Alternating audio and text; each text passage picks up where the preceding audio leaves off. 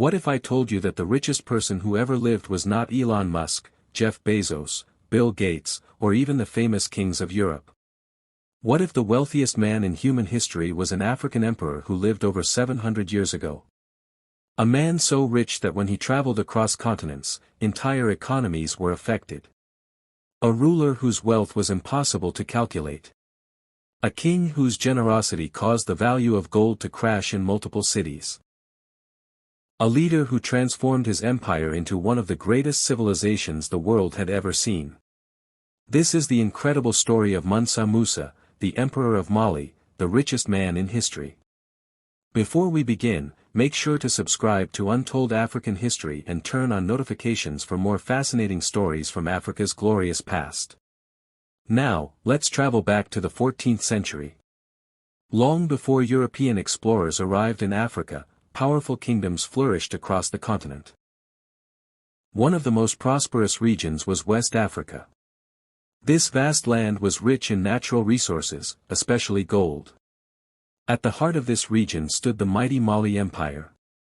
Stretching across modern-day Mali, Senegal, Guinea, Niger, Mauritania, and neighboring territories, Mali controlled important trade routes that connected Africa to North Africa, the Middle East, and beyond.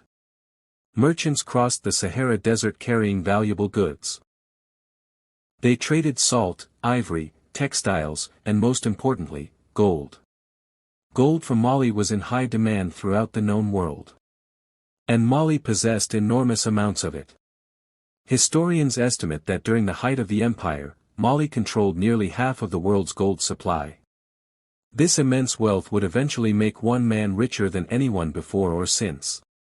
His name was Musa Keita. Musa was born into the royal Keita family around the year 1280. Very little is known about his childhood. However, historical records suggest that he received extensive training in leadership, governance, military strategy, and Islamic education. Unlike many rulers who inherited power through direct succession, Musa's path to the throne was unusual. The emperor before him, Abu Bakr II, became fascinated with the Atlantic Ocean. He believed there were unknown lands beyond the horizon. Determined to discover them, he launched a massive naval expedition. Thousands of ships sailed westward into the Atlantic. Most never returned. Undeterred, Abu Bakr personally led a second expedition. He sailed away and was never seen again. Before leaving, he appointed Musa as deputy ruler. When the emperor failed to return, Musa officially became the Mansa, or emperor, of Mali in 1312. No one could have imagined how much history was about to change.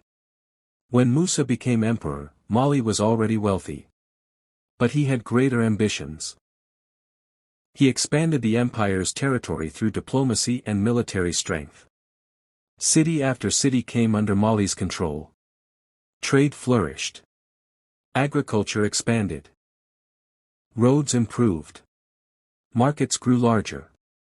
Under Musa's leadership, the empire became one of the largest states in Africa.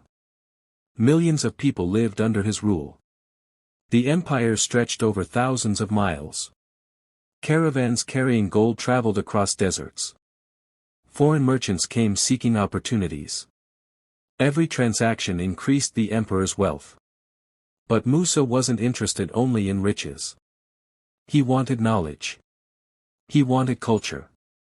He wanted Mali to become a beacon of civilization. This vision would eventually transform cities like Timbuktu into legendary centers of learning. In 1324, Mansa Musa made a decision that would make him famous forever. As a devout Muslim, he decided to perform the Hajj, the sacred pilgrimage to Mecca. The journey would cover thousands of miles. Crossing deserts. Passing through kingdoms. Traveling into Egypt and Arabia. Most pilgrims traveled modestly. Musa did not. He traveled like an emperor unlike any the world had ever seen. Historical accounts describe a caravan so enormous that people struggled to believe it. 60,000 people accompanied him. 12,000 servants wore fine silk garments. Hundreds of camels carried gold. Each camel reportedly transported over 100 kilograms of pure gold. Imagine seeing this procession stretching across the desert horizon. A moving city of wealth. A river of gold. People stared in amazement. News spread rapidly. The richest ruler in Africa was coming. As Musa traveled through Egypt, he stopped in Cairo. The people of Cairo had never witnessed such wealth. He distributed gold generously. He gave gifts to the poor. He rewarded officials. He supported scholars. He donated to religious institutions. Gold flowed through the city like water. At first, everyone celebrated. But soon something unexpected happened. There was too much gold.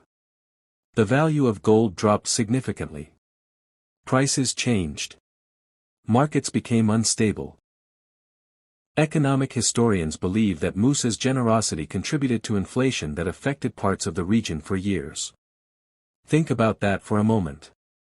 One man's spending affected entire economies.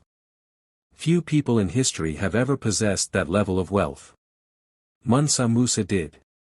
Eventually, Musa reached Mecca. There, he fulfilled his religious duties. But his pilgrimage became much more than a spiritual journey. It became a global announcement. The Islamic world learned about Mali. Scholars heard of its wealth. Merchants discovered new opportunities.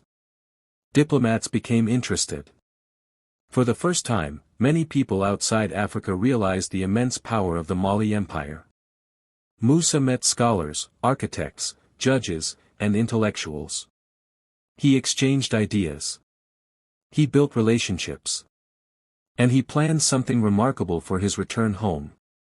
Upon returning to Mali, Mansa Musa began one of the greatest cultural projects in African history. He invested heavily in education. He commissioned mosques. He encouraged learning. He invited scholars from across the Islamic world. At the center of this transformation stood Timbuktu. Timbuktu became one of the most important intellectual centers on earth. Students traveled from distant lands. Teachers gathered to share knowledge. Libraries filled with books. Subjects included mathematics, astronomy, law, medicine, literature, and theology. At a time when many parts of the world had limited access to education, Timbuktu thrived as a center of scholarship. Thousands of manuscripts were produced and preserved. Knowledge became one of Mali's greatest treasures. Among Timbuktu's greatest institutions was the famous Sankore University.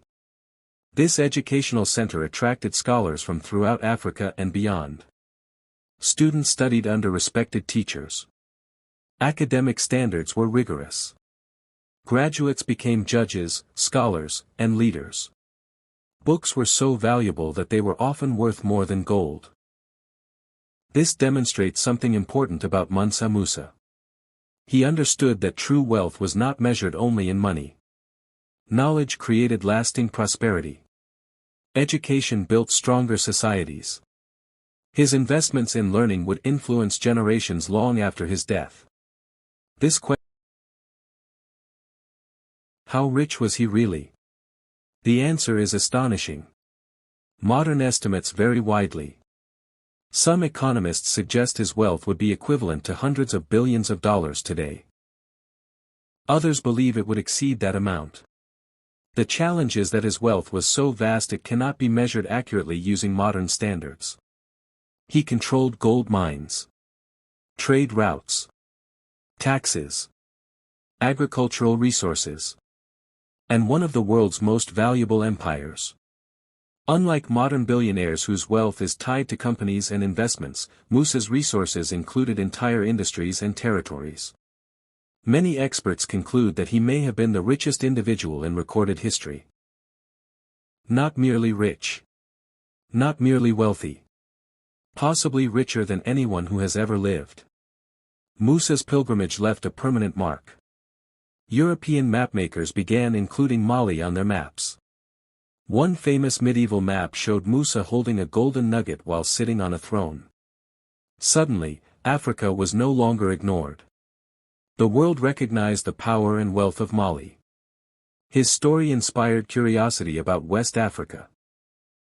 His achievements demonstrated that advanced civilizations flourished across the continent long before colonial times. He challenged stereotypes centuries before they existed. His empire proved that Africa was home to sophisticated governments, thriving economies, and world-renowned centers of learning. Mansa Musa ruled for approximately 25 years. During that time, he strengthened his empire and elevated its global reputation. He expanded trade, promoted education, supported religion, encouraged architecture, protected commerce, built institutions.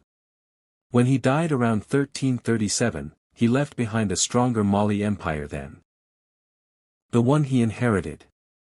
Although future generations would face challenges, his influence endured. His buildings remained. His educational reforms survived. His legend continued to spread. Centuries later, people still speak his name. The story of Mansa Musa is more than a tale about wealth. It is a story about vision, leadership, education, faith, and legacy. He reminds us that true greatness is not measured solely by what we possess. It is measured by what we build for future generations. Mansa Musa used his immense resources to strengthen his people, support learning, and place his empire on the world stage. Today, more than 700 years after his reign, he remains a symbol of African excellence and achievement. And perhaps the most remarkable fact of all is this: the richest man in history was not a king from Europe. Not an industrialist from America. Not a modern technology billionaire. The richest man in history was an African emperor named Mansa Musa. A ruler whose wealth became legend. A leader whose legacy became immortal. Thank you for watching Untold African History.